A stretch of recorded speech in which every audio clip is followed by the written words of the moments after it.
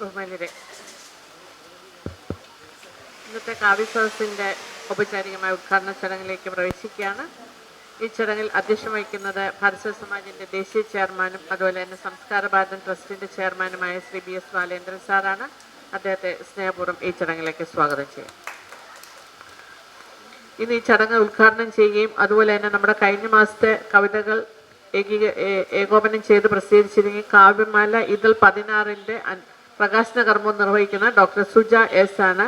Madam associate professor and head of the department of Kerala studies, university of Kerala.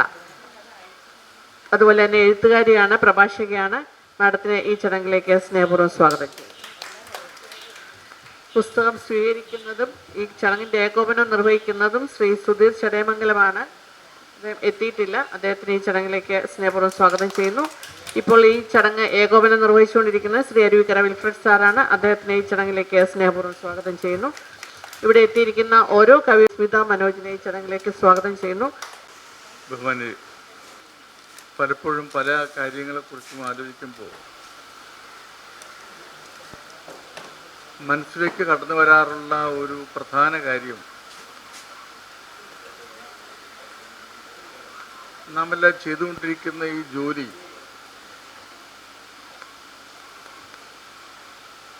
ഇത് മതിയോ, എത്ര ചെയ്താൽ മതിയോ, ഇങ്ങനെയായിരുന്നു ചെയ്യേണ്ടിയിരുന്നത്, കുറച്ചുകൂടി നന്നായിട്ട് ചെയ്യാമായിരുന്നില്ലേ എന്നൊക്കെ നാം പലപ്പോഴും ആലോചിക്കാറുണ്ട്. ചില അവസരങ്ങളിലെങ്കിലും മനസ്സിൽ തോന്നിയിട്ടുള്ള ഒരു ചിന്തയാണ് മാക്സിമൈസ് യുവർ പൊട്ടൻഷ്യൽസ് എന്ന്.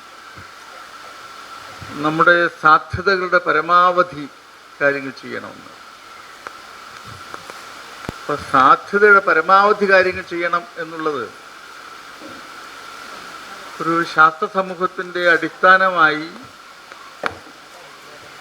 കണ്ടുവരുന്ന ഒരു നിർദ്ദേശകത്വമാണ്.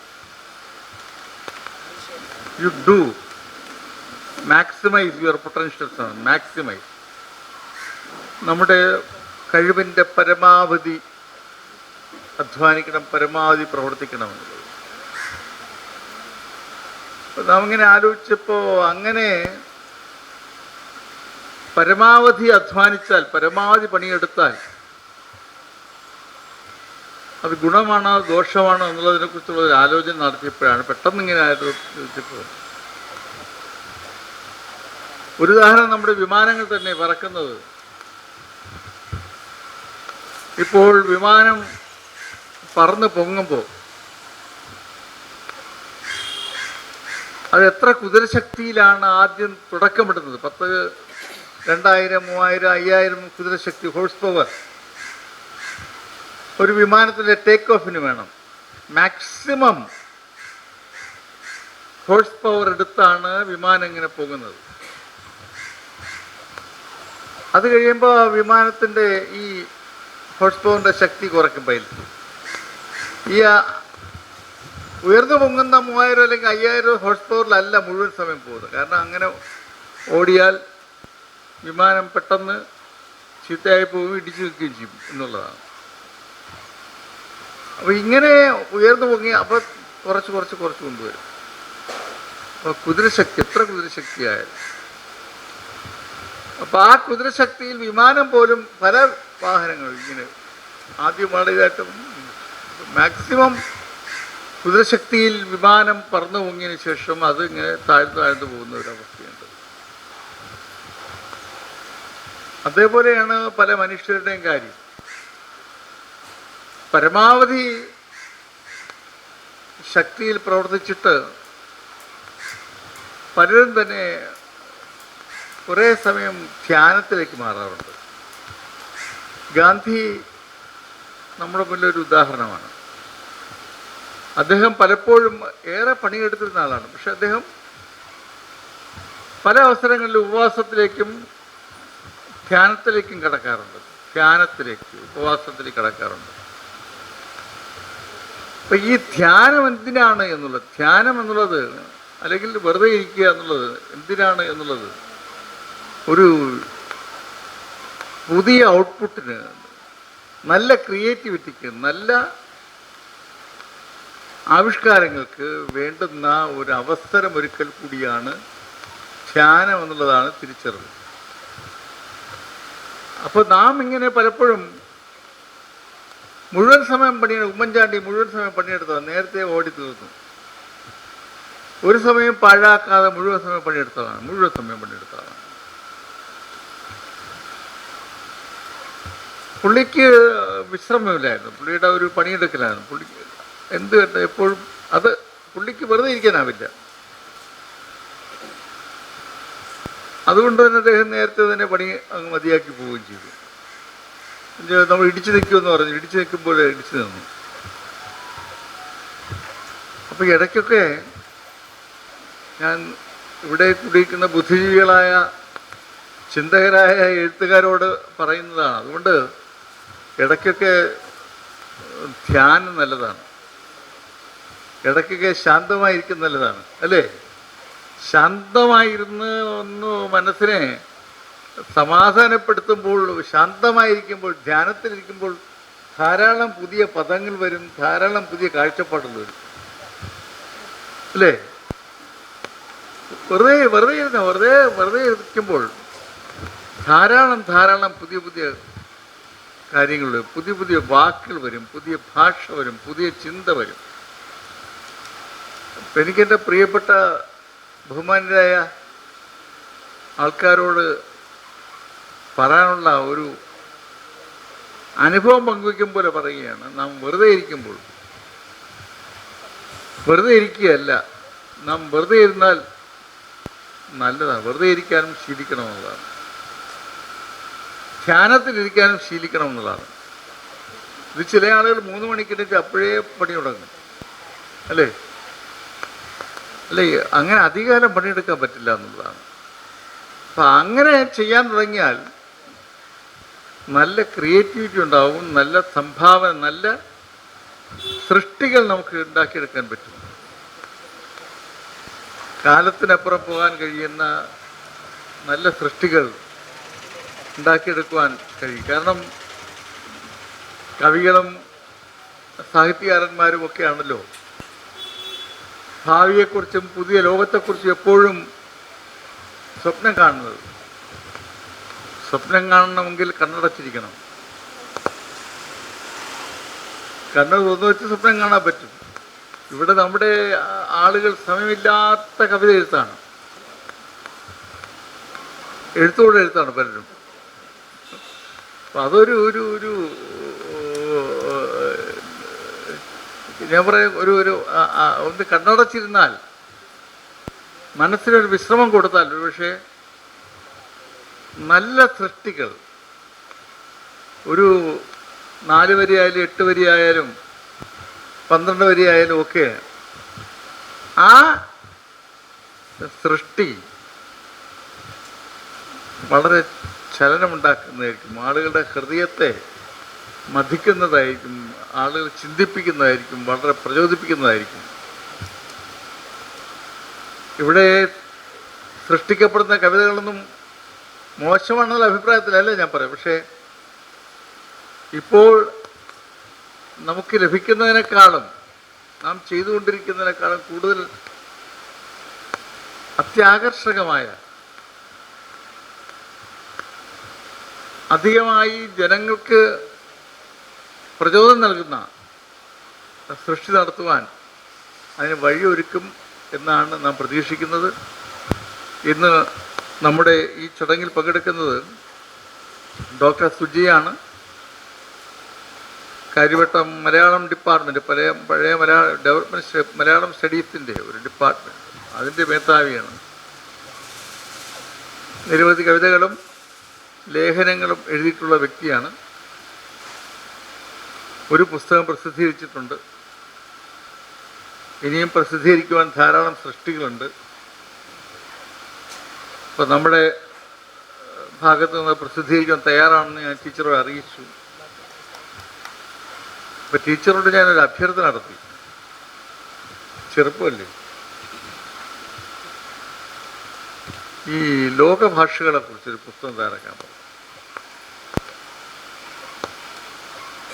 കാരണം ലോകത്ത് ആളുകൾ ഉപയോഗിക്കുന്ന സജീവമായ ഭാഷ 7712 ഭാഷകളാണ്. ഉപയോഗിക്കുന്ന ഭാഷ, കുറച്ചെങ്കിലും സംസാരിക്കുക ചെയ്യുന്ന ഭാഷ 7712 അല്ലാത്ത ഭാഷ എല്ലാം കൂടെ 1700-800 ഭാഷകൾ വരും. ഒരു 10,000-10,500 അടുപ്പിച്ച ഭാഷകളാണ് ലോകത്ത് ഉള്ളത്, ഐഡൻറ്റിഫൈ ചെയ്തിട്ടുള്ളത്. അപ്പം ഞാനിടയ്ക്ക് നമ്മുടെ ഡോക്ടർ എം ആർ തമ്പാനോട് ഇടയ്ക്ക് ഞാനിങ്ങനെ ഒരിക്കലും റിക്വസ്റ്റ് ചെയ്തു.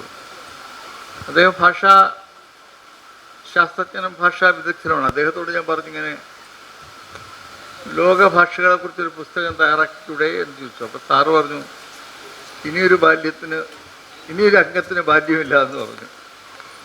കാരണം ഇനി എഴുതാൻ പറ്റിയ ബുദ്ധിമുട്ടാണെന്ന് പറഞ്ഞു. ഇപ്പോൾ ഈ അടുത്ത കാലത്ത് നോക്കുമ്പോൾ ഐക്യരാഷ്ട്രസഭ വേൾഡ് ലാംഗ്വേജസ് എന്നൊരു പുസ്തകം ഇറക്കിയിട്ടുണ്ട്. 4500 രൂപയ്ക്കാണ് എൻ്റെ വില. അപ്പോൾ ഇത് മുഴുവൻ ഇത് കിട്ടും, ലോകത്ത് നമ്മൾ സെർച്ച് ചെയ്താൽ മുഴുവൻ കിട്ടുന്നതാണ്. അപ്പം അങ്ങനെ ഒരു പുസ്തകം ടീച്ചർ മുൻകൈയെടുത്ത് തയ്യാറാക്കിയ ശബ്ദധരാവലി പോലെ ശ്രീകണ്ഠേശ്വരത്തിന് നമ്മൾ ഒരിക്കലും വിസ്മരിക്കാൻ പറ്റില്ലല്ലോ അല്ലേ? അത് ഏത് കാലത്ത് എങ്ങനെ ഉണ്ടായിരുന്ന കാലത്ത് എഴുതിയാണ് ശ്രീകണ്ഠേശ്വരം. ഇപ്പോഴും ഒരു അത്ഭുതമാണ് ശ്രീകണ്ഠേശ്വരത്തെക്കുറിച്ച് അല്ലേ? നമ്മളിങ്ങനെ ആലോചിക്കും തോറും ഈ മനുഷ്യൻ എങ്ങനെ ഉണ്ടായിരുന്നത് തോന്നുന്നില്ലേ ശ്രീകണ്ഠേശ്വര പത്മനാഭപിള്ള. അതുപോലെ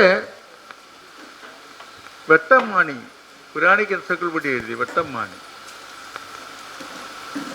ഒരു അത്ഭുതമാണ്. ഇവർ രണ്ടുപേരും മലയാള ഭാഷയ്ക്ക് ചെയ്തിട്ടുള്ള സംഭാവന എന്ന് പറയുന്നത് കാലം എത്ര കഴിഞ്ഞാലും നാം അവയിങ്ങനെ സ്മരിക്കുന്ന നിലയിലാണ്. കാരണം അത് റെഫർ ചെയ്യാതെ ആർക്കും മുന്നോട്ട് പോകാൻ പറ്റത്തില്ല അല്ലേ? ഇപ്പം ഏത് ഭാഷാ ശാസ്ത്രജ്ഞനായാലും ഇത് നമ്മൾ ഒരിക്കലെങ്കിലും അറിയാതെ റെഫർ ചെയ്തു. അതുപോലെ ഞാൻ ടീച്ചറോട് പറയുമായിരുന്നു, ഈ ലോകഭാഷകളെക്കുറിച്ച് ഒരു പുസ്തകം തയ്യാറാക്കിയാൽ 10,000 പേജ് വേണ്ടി വരും മിനിമം. ഒരു ഭാഷയ്ക്ക് ഒരു പേജ് വെച്ച് തയ്യാറാക്കിയാൽ 10,000 പേജ് വേണ്ടി വരും അല്ലേ? അപ്പോൾ അങ്ങനെ ഒരു പുസ്തകം തയ്യാറാക്കിയാൽ അത് ഭാഷയ്ക്ക് ലോകഭാഷ, അത് മലയാളത്തിൽ തയ്യാറാക്കിയാൽ മലയാള ഭാഷയ്ക്ക് അത് വളരെ വളരെ വളരെ ഗുണം ചെയ്യും എന്നാണ് പ്രതീക്ഷിക്കുന്നത്. ടീച്ചർ ഇവിടെ വന്നതിൻ്റെ ഓർമ്മയ്ക്കായി നാം അങ്ങനെ ഒരു പ്രപ്പോസൽ ടീച്ചറിന് മുന്നിട്ട് വെക്കുകയാണ്. കാരണം ഇവിടെ നിരവധി സാഹിത്യകാരന്മാരും മറ്റുള്ള ആൾക്കാരൊക്കെ വന്നു പോയിട്ടുള്ളൂ. പക്ഷേ ഒരു ഡിപ്പാർട്ട്മെൻറ്റ് മേധാവി ഇത്ര ചെറുപ്പക്കാരിയായ ഒരാളോട് വരുമ്പോൾ സ്വാഭാവികമായി ഒരു ദൗത്യം ഏൽപ്പിക്കുക എന്നുള്ളത് ഒരു വികസന പ്രസ്ഥാനവുമായി നിൽക്കുന്ന ഭരത്യ സമാജം പോലുള്ള ഒരു പ്രസ്ഥാനത്തിൻ്റെ അനുബന്ധ പ്രസ്ഥാനമാണ് സംസ്കാര ഭാരതം. ഇങ്ങനെ ഒരു കാര്യം പറയണം എന്ന് എൻ്റെ മനസ്സിൽ ടീച്ചറിനെ കണ്ടപ്പോൾ തോന്നി. ഞാൻ അഭിപ്രായപ്പെടുന്നു. ഈ ഇന്നത്തെ കാവ്യസദസ്സ് ഉദ്ഘാടനം ചെയ്യുവാനും നമ്മുടെ ഈ പുസ്തകം പ്രകാശനം ചെയ്യുവാനും പ്രിയപ്പെട്ട ഡോക്ടർ സുജ എസിനെ ക്ഷണിച്ചുകൊണ്ട് എൻ്റെ വാക്കുകൾ അവസാനിപ്പിക്കുന്നു. നമസ്കാരം.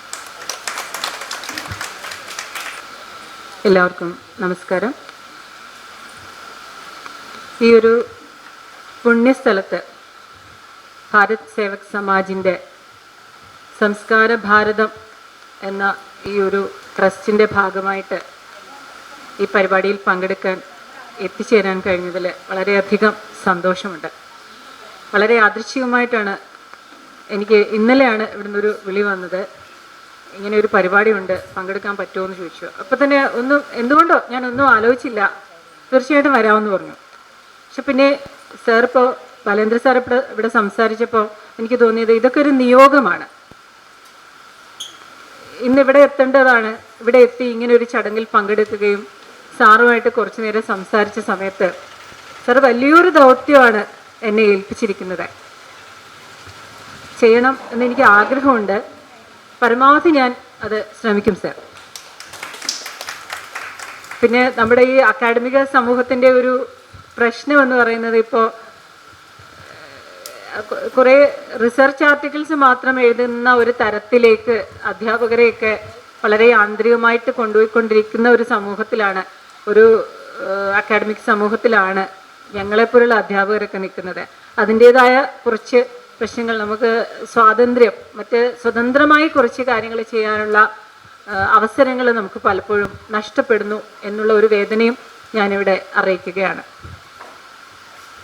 എന്തായാലും സാറിനെ ഏൽപ്പിച്ച ഈ ദൗത്യം ഞാൻ എൻ്റെ കഴിവിൻ്റെ പരമാവധി ശ്രമിക്കുന്നതാണ്. സാറുമായിട്ട് കുറച്ച് നേരം സംസാരിച്ചപ്പോൾ തന്നെ ഈ പ്രതിഭയെക്കുറിച്ച് പറയാറുണ്ടല്ലോ, നമ്മുടെ ഭാരതീയ ആചാര്യന്മാരൊക്കെ പറയാറുണ്ട്, പ്രതിഭ എന്ന് പറയുന്നത് നവോന്മേഷശാലിനി പ്രജ്ഞയാണ്. ഓരോ ദിവസവും ഓരോ നിമിഷവും നവനവമായി പുതിയതായി എങ്ങനെ ഉണർന്ന് പ്രവർത്തിച്ചു കൊണ്ടിരിക്കുന്നതാണ് പ്രതിഭ. അതിന് പ്രായപരിധിയൊന്നുമില്ല എന്നുള്ളതാണ് നമ്മുടെ മുന്നിൽ പല പ്രതിഭകളും നമുക്ക് കാണിച്ചു തന്നിട്ടുള്ളത്.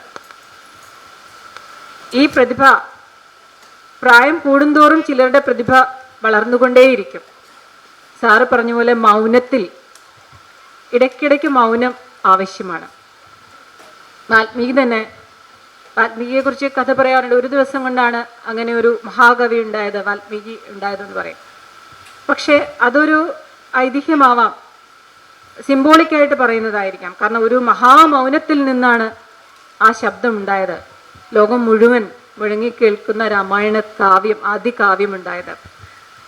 അപ്പം മൗനത്തിൻ്റെ അഗാധതയിൽ നിന്നുണ്ടാകുന്ന ആ ശബ്ദത്തിൻ്റെ തിരേടികൾക്ക് ഒരിക്കലും അടങ്ങിയിരിക്കാനാവില്ല എന്നുള്ളതാണ് നമ്മൾ അതിൽ നിന്ന് മനസ്സിലാക്കേണ്ടത്. ഇടയ്ക്കിടയ്ക്ക് മൗനം പാലിക്കണം, ഇടയ്ക്കിടയ്ക്ക് നിങ്ങൾ മിണ്ടാതിരിക്കുക, ധ്യാനാത്മകമായി ഇരിക്കുക. ഉമ്മൻചാണ്ടി സാറിൻ്റെ കാര്യമൊക്കെ ഇവിടെ പറഞ്ഞു. സാറ് പറഞ്ഞ സമയത്ത് എനിക്കും തോന്നിയത്, എൻ്റെ മനസ്സിലൂടെ ഒരു കവിത ഓർമ്മ വന്നു, ഒരു വയലാർ കവിത. ഞാൻ എൻ്റെ വാൽമീകത്തിൽ ഇത്തിരി നേരം ധ്യാനലീനനായിരുന്നത് മൗനമായി മാറാനല്ല, മൗനത്തെ മഹാശബ്ദമാക്കുവാൻ. അതാണ്. അപ്പോൾ മൗനം നിസ്സാരമായ കാര്യമല്ല. മൗനത്തിൽ നിന്നാണ് മഹാശബ്ദങ്ങൾ ഉണ്ടാകുന്നത്. അഗാധമായ കടലിൽ നിന്നാണ് തിരമാലകൾ ഇങ്ങനെ ആർത്തലച്ചു വരുന്നത്. ഇതുപോലെയാണ് വാക്കുകൾ, ഇതുപോലെയാണ് കവിതകൾ. കവിത എന്ന് പറയുന്നത് ഏതോ ഒരു നിമിഷത്തിൽ നാം അറിയാതെ, നമ്മൾ പോലും അറിയാതെ എഴുതിപ്പോകുന്നതാണ്. അത് അനർഗളമായിട്ട് മനസ്സിൻ്റെ ഏതോ തലങ്ങളിൽ നിന്ന് അനർഗളമായിട്ട് അങ്ങനെ പ്രവഹിച്ചു പോകണം, അറിയാതെ എഴുതിപ്പോകണം. അല്ലാതെ എഴുതുമ്പോഴാണ് അത് പലപ്പോഴും ആളുകൾ കളിയാക്കുന്ന തരത്തിൽ നാൽക്കാലി കവിതകളായി മാറുന്നത്. നിങ്ങൾ വൃത്തത്തിൽ എഴുതുക, വൃത്തമില്ലാതെയും എഴുതുക. എങ്ങനെയാണോ കവിത മനസ്സിൽ നിന്ന് വരുന്നത് അങ്ങനെ എഴുതുക. വൃത്തത്തിൽ തന്നെ എഴുതണം, ഛന്ദസ്സിലെ എഴുതിയാലേ കവിതയാവൂ എന്നൊക്കെ ശാഠ്യം പിടിക്കുമ്പോഴാണ് കവിത നഷ്ടപ്പെട്ടു പോകുന്നത്. ഛന്ദസ്സിൽ എഴുതാൻ പറ്റുന്നവരങ്ങനെ എഴുതട്ടെ. പണ്ട് പ്രാസവാദമൊക്കെ നടന്നത് അറിയാമല്ലോ. നിങ്ങൾ മലയാള സാഹിത്യവുമായിട്ട് ബന്ധമുള്ളവരായിരിക്കും മിക്കവാറും എല്ലാവരും. എന്നാലും ഈ പ്രാസവാദ സമയത്തൊക്കെ തന്നെ അവസാനം നമ്മൾ പറയും ചായക്കോപ്പയിലെ കൊടുങ്കാറ്റായിരുന്നു, അവസാനം എന്തിനായിരുന്നു ഇത് എന്നൊക്കെ പലരും ചോദിച്ചു. പക്ഷെ അതിൻ്റെ ഒരു അന്തസത്ത എന്തായിരുന്നു എന്ന് വെച്ചാൽ, പ്രാസം വേണ്ടവർ ഉപയോഗിക്കട്ടെ, അല്ലാത്തവർ ഉപയോഗിക്കേണ്ട എന്ന് പറഞ്ഞപ്പോൾ പോസ്റ്റ്മാനെ പറ്റി പറയില്ലേ, അവിടെ സുഖം ഇവിടെ സുഖം, പിന്നെന്താ ഞങ്ങൾക്ക് കാര്യം എന്നുകൊണ്ട് പോസ്റ്റ്മാൻ കത്ത് കീറി കളഞ്ഞെന്ന് പറയുന്ന പോലെ അങ്ങനെ ആയിരുന്നില്ല. അത് അതിലുദ്ദേശിച്ചത് സ്വാഭാവികമായും പ്രാസം വരുന്നെങ്കിൽ വന്നുകൂട്ടെ, അതുപോലെ ഛന്ദസ് സ്വാഭാവികമായും വാർന്നു വീഴുന്നെങ്കിൽ അത് വന്നോട്ടെ, എന്തിനു തടയണം. പക്ഷേ ഇതുണ്ടെങ്കിലേ കവിതയാവൂ എന്നുള്ള നിർബന്ധം പാടില്ല. എത്ര മനോഹരമായി ഗദ്യത്തിൽ കവിത എഴുതാം, എത്ര മോശമായി പദ്യത്തിലും കവിത എഴുതാം. അപ്പോൾ അതിലെ ആ ഒരു പ്രതിഭയുടെ അംശമാണ് പ്രധാനം, അല്ലെ നൈസർഗികതയാണ് പ്രധാനം. ഈ നൈസർഗികത, അതിൻ്റെ സ്വാധീന ശക്തി അറിയാമായിരുന്നത് കൊണ്ടാണ് പ്ലേറ്റോ തൻ്റെ ആദർശ രാഷ്ട്രത്തിൽ നിന്ന് കവികളെ ഒഴിവാക്കണമെന്ന് പറഞ്ഞത്. കവികളൊക്കെ ഭ്രാന്തന്മാരാണെന്നും അവര് എല്ലാ മനുഷ്യരെയും ഭ്രാന്തന്മാരാക്കുമെന്നും തൻ്റെ ആദർശ രാഷ്ട്രത്തിന് അതൊരു വിലങ്ങുതടിയാവുമെന്നും പ്ലേറ്റോ പേടിച്ചു. പേടിക്കാനുള്ള കാരണം അത് തന്നെയാണ് കവിയുടെ പ്രതിഭ, അത് തന്നെയാണ് കവിയുടെയും സ്വാധീന ശക്തി എന്ന് പറയുന്നത്. പിടിച്ചു നിർത്താനാവാത്ത തരത്തിൽ കവി ആളുകളെ ഇങ്ങനെ വലിച്ചു കൊണ്ടുപോകും. അങ്ങനെ കൊണ്ടുപോകണമെങ്കിൽ അത് അനുഭവത്തിൻ്റെ തീച്ചൂളയിൽ നിന്ന് വരുന്നതായിരിക്കണം. അത് ഏതോ ഒരു അജ്ഞാതമായ അനുഭവം നേരിട്ടെഴുതുകയല്ല. ഈ അനുഭവം മനസ്സിൽ കിടന്ന് ഏതോ അജ്ഞാതമായ വേളയിൽ അയാൾ പോലും അറിയാതെ തൂലികത്തുമ്പിലെ നീലരജനിയിൽ ഞാൻ അറിയാതവർ കണ്ടുമുട്ടിയെന്ന് ലളിതഗാനത്തിൽ പറയുന്നത് പോലെ അറിയാതെ കവിത ജനിക്കണം. ഒരു ഇല കൊഴിയുന്ന പോലെയോ ഒരു കായ പഴുത്ത് പാകമായി പോകുന്നത് പോലെയോ പ്രകൃത്യാ തന്നെ കവിത ജനിക്കണം. ഈ ഒരു നൈസർഗികത, ഈ സ്വാഭാവികത, ഇതാണ് പ്രതിഭയുടെ കയ്യൊപ്പുള്ള കവിതയുടെ പ്രത്യേകത.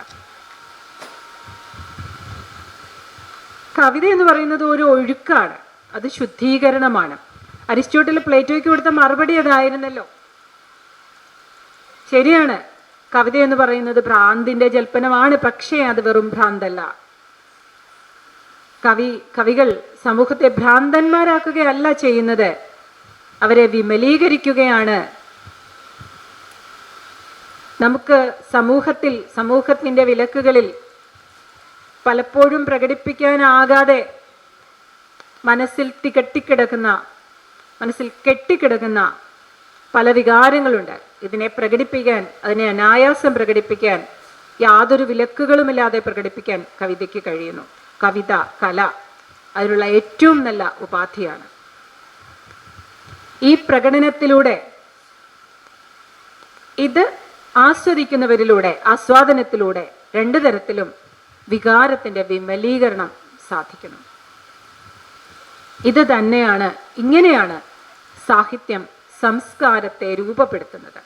നമ്മുടെ മനസ്സിനെ സംസ്കരിക്കാൻ ഇത്തരത്തിൽ സാഹിത്യത്തിന്, കവിതയ്ക്ക് കഴിയുന്നു. അതുതന്നെയാണ് കവികളുടെ പ്രത്യേകത, കവികളുടെ പ്രാധാന്യം.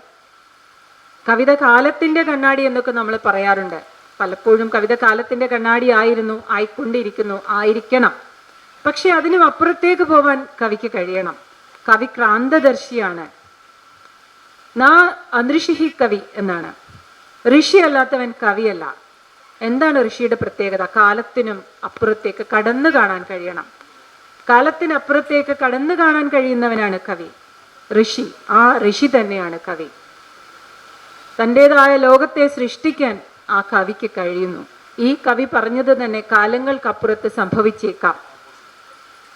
ഇതാണ് കവിയുടെ ക്രാന്തദർശിത്വം എന്ന് പറയുന്നത്. എല്ലാ മനുഷ്യർക്കും ഏതെങ്കിലുമൊക്കെ നിമിഷങ്ങളിൽ ഇത്തരത്തിലുള്ള കഴിവുകൾ ഉണ്ടായേക്കാം. ആ നിമിഷത്തിൽ ആ ഓരോ ആളും കവിയാണെന്ന് നമ്മൾ പറയേണ്ടി വരും. പക്ഷേ ഈ തോന്നലുകളെ പകർത്തി വെക്കുക, ഇപ്പോൾ ഒരുപാട് തരത്തിൽ നമുക്ക് പകർത്താം. എഴുത്ത് മാത്രമല്ല പകർത്താനുള്ള രീതി. നമുക്ക് മൊബൈലിൽ ടൈപ്പ് ചെയ്യാം, അതല്ലെങ്കിൽ വോയിസ് റെക്കോർഡ് ചെയ്യാം. പലതരത്തിൽ അതിനുള്ള ഉപാധികൾ ഇങ്ങനെ വളർന്ന് അനുദിനം അനുനിമിഷം വളർന്ന് വികസിച്ചു കൊണ്ടിരിക്കുകയാണ്. കവിതയ്ക്ക്, വായനയ്ക്ക് സമൂഹത്തിൽ പ്രാധാന്യമുണ്ടോ? വായന മരിക്കുന്നു എന്നൊക്കെ പലപ്പോഴും നമ്മൾ കേൾക്കാറുണ്ട്. പക്ഷേ എനിക്കങ്ങനെ തോന്നുന്നില്ല. ഇന്ന് സാറ് സംസാരിച്ച സമയത്തും സാറ് പറയുന്നുണ്ടായിരുന്നു, വായന വളർന്നുകൊണ്ടിരിക്കുകയാണ്. ആളുകൾ ഒരുപാട് വായിക്കുന്നുണ്ട്.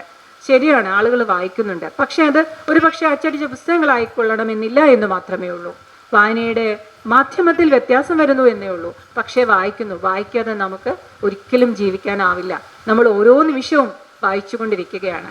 ഈ വായിക്കുന്നത് പക്ഷേ ഈ അക്ഷരങ്ങൾ എഴുതപ്പെട്ടതോ അല്ലെങ്കിൽ നമ്മുടെ മുന്നിലേക്ക് വരുന്നതുള്ള അക്ഷരങ്ങളെ അതേപടി വായിച്ചെടുക്കുകയല്ല നാം വേണ്ടത്.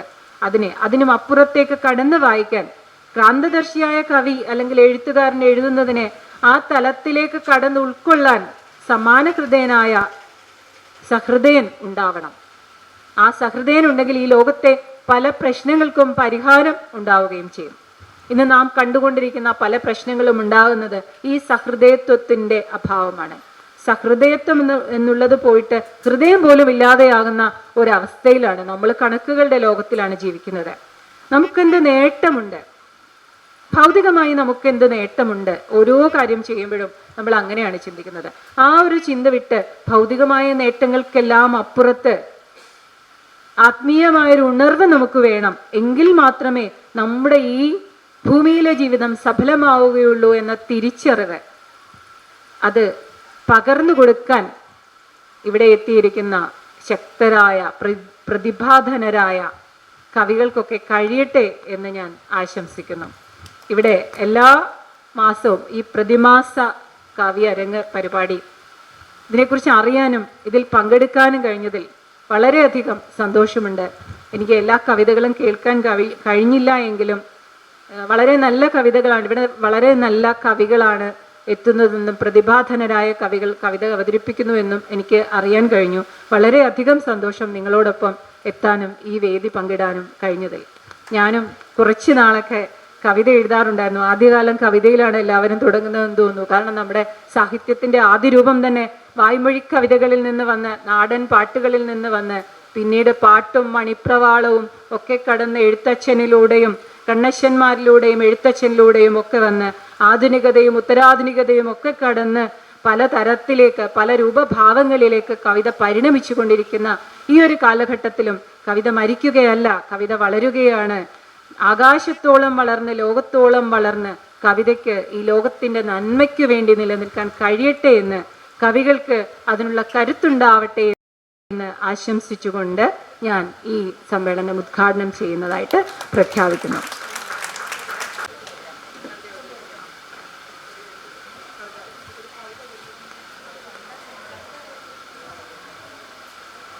കുറേ കാലത്തിന് ശേഷം കർക്കിടക വാവിൽ എഴുതിയൊരു കവിതയാണ് ഇത്. ഗദ്യ കവിതയാണ്. വല്ലപ്പോഴും അല്ലാതുള്ള കവിതകൾ എഴുതാറുണ്ട്. ഞാൻ നിർബന്ധം പിടിക്കാറില്ല. എങ്ങനെയാണോ കവിത വരുന്നത് അങ്ങനെ എഴുതാറുണ്ട്. ഇപ്പോൾ ഒരു കവിതയായോ എന്ന് എനിക്കറിയില്ല. ഒരു ചെറിയ പുസ്തകം പബ്ലിഷ് ചെയ്തിട്ടുണ്ട്. ഇതിൽ ഗദ്യവും പദ്യവും ഉണ്ട്. ഇതൊരു ഗദ്യ കവിതയാണ്. ഒരു കർക്കിടകത്തിൽ മഴ കണ്ടപ്പോൾ, മഴ പലപ്പോഴും എനിക്കൊരു പ്രചോദനമായിട്ടുള്ള ഒരു കാര്യമാണ്. മഴയ്ക്ക് ചിലപ്പോൾ സന്തോഷം തരാൻ പറ്റും, ചിലപ്പോൾ നമ്മളെ ദുഃഖിപ്പിക്കും, ചിലപ്പോൾ നമ്മളെ ഒരു കുട്ടിക്കാലത്തിലേക്ക് കൊണ്ടുപോകും. ഇങ്ങനെ പലതരത്തിലുള്ള സ്മരണയാണ് എപ്പോഴും മഴ. ഇപ്പോൾ ഒരു കർക്കിടക മഴ കണ്ടപ്പോൾ എനിക്കുണ്ടായ ചില തോന്നലുകളാണ് ഈ കവിതയിലുള്ളത്. വാവിനു പെയ്ത മഴ, കർക്കിടകത്തിലെ മഴ എന്നാണ് മഴയുടെ പേര്. വാവുമഴ. വാവിനു പെയ്ത മഴ പൂർവികർ പറഞ്ഞു തീരാതെ പോയ വാക്കുകളുടെ പ്രവാഹമാണ്. വാവിനു പെയ്ത മഴ പൂർവികർ പറഞ്ഞു തീരാതെ പോയ വാക്കുകളുടെ പ്രവാഹമാണ്. കണ്ടു കൊതി തീരാതെ പോയ കുഞ്ഞുമക്കളെ ഓർത്തുള്ള വിലാപമാണ്. കണ്ട് കൊതി തീരാതെ പോയ കുഞ്ഞുമക്കളെ ഓർത്തുള്ള വിലാപമാണ്. ചെയ്തു തീരാതെ ബാക്കി വെച്ചുപോയ കർമ്മങ്ങളുടെ പ്രതിക്രിയയാണ്. പാകമാകാതെ കൊഴിഞ്ഞു വീണ കായ്കനികളുടെ കയ്പുനീരാണ്. പാതി വഴിയിൽ ഇറങ്ങേണ്ടി വന്ന യാത്രികന്റെ അങ്കലാപ്പാണ്. ഉമ്മറത്തിന്ന് വെന്ത ചോറ് വിളമ്പാനാവാത്ത പെറ്റമ്മയുടെ കണ്ണുനീരാണ്. തൂശനില നിരത്താൻ കഴിയാത്ത താതനോവിൻ്റെ നെഞ്ചിടിപ്പാണ്. കെട്ടുപോയ വിളക്കിൽ എണ്ണ പകരാനാവാത്ത മുത്തശ്ശിയുടെ വിഷമസന്ധ്യയാണ്. എല്ലാം നമ്മുടെ പൂർവികർ, മൺമറഞ്ഞുപോയ പൂർവികരെ കുറിച്ചാണ്. ചാരുകസേരയിൽ വീണ്ടും കിടന്നുറങ്ങാൻ കൊതിക്കുന്ന മുത്തച്ഛന് കാലം തീർത്ത വിലക്കുകളാണ്. എങ്കിലും പിതൃക്കൾക്ക് വരാതിരിക്കാനാവില്ലല്ലോ. കൈനീട്ടി തൊടാവുന്ന അകലത്തിൽ എവിടെയോ വന്ന് ഒന്ന് തൊടാതെ പോകാതിരിക്കാനാവില്ലല്ലോ. കേൾവിപ്പാടകലെ കേൾക്കാത്ത ശബ്ദമായി മന്ത്രിച്ചു മറയാതെ തരമില്ലല്ലോ. കൺമുന്നിൽ കാണാത്ത രൂപമായി കണ്ടില്ലെന്ന് മായാതെ വയ്യല്ലോ. ഓരോരോ മഴത്തുള്ളിയും ചിരിച്ചും കരഞ്ഞും തലോടിയും താളം പിടിച്ചും ഭൂമി കണ്ട് മടങ്ങിപ്പോകുന്ന ആത്മാക്കളുടെ സന്ദേശമാണല്ലോ. നന്ദി. പ്രകാശന കർമ്മമാണ്. കഴിഞ്ഞ മാസം എഴുതിയ കവിത ഇവിടെ ചൊല്ലിയ കവിതകളുടെ പ്രസിദ്ധീകരിച്ച രൂപമാണ്. അതിൻ്റെ പ്രകാശന കർമ്മം നിർവഹിക്കുന്നതിനായി ഡോക്ടർ സുജ മാഡത്തിനെ ക്ഷണിക്കുന്നു. ഏറ്റുവാങ്ങുന്നത് ശ്രീ അരുവിക്കര വിൽഫ്രഡ് സർ.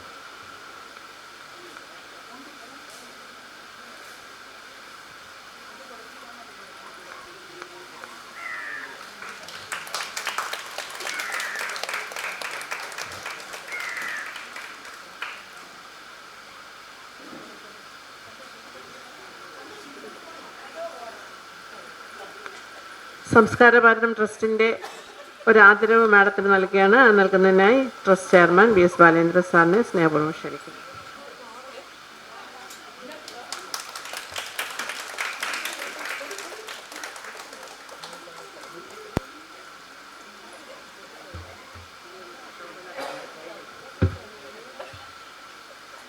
കഴിഞ്ഞ മാസം ഏറ്റവും നല്ല കവിത അവതരിപ്പിച്ച ശ്രീമതി ശോഭന തിരുമലയാണ്. മാഡത്തിനുള്ള അവാർഡ് നൽകുന്നത് ഡോക്ടർ സുജ എസ്.